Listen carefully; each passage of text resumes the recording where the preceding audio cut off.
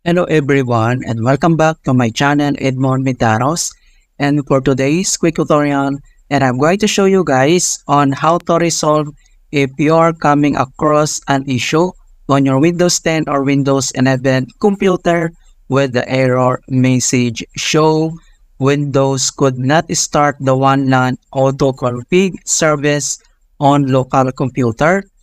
Error code 122, the data area pass to a system call is too small.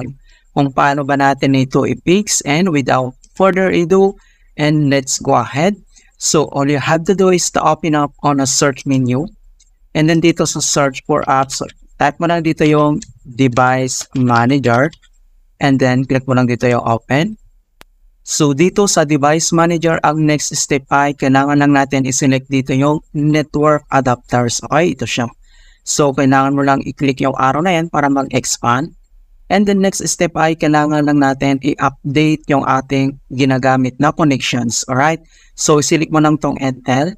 And then kailangan mo lang mag-right click and select mo lang dito yung update driver.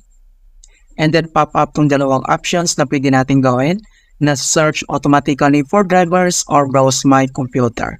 So, sinika lang dito sa dalawang option na to, alright? So, ang next step, so itap mo lang tong search automatically for drivers, so click mo lang yan.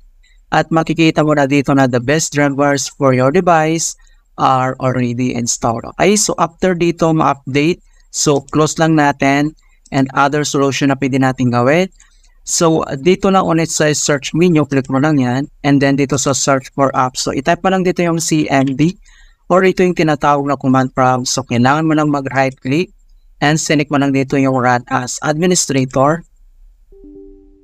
If you receive user account control, and then click mo lang dito yung yes.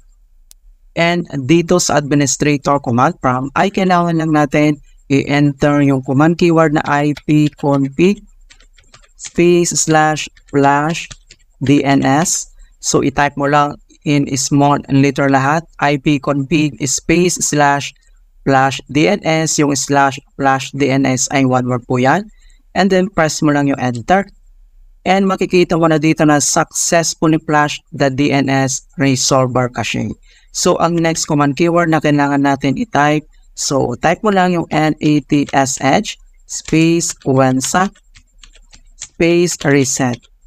Okay, so i-type mo lang in all small letter lahat, NATSH space WANSAC space reset, and then press mo lang yung enter. At makikita mo na dito na successfully reset the WANSAC catalog. You must restart the computer in order to complete the reset. So, close lang natin tong command prompt, and then dito lang si start menu at kailangan lang natin mag-restart. Okay? So, ganun lang po ka-simple on how to fix could not start the one-LAN auto-config service in Windows 10 or Windows 11. And please don't forget to like this video, subscribe to my channel for more quality content. Thank you guys, and see you in my next tutorial.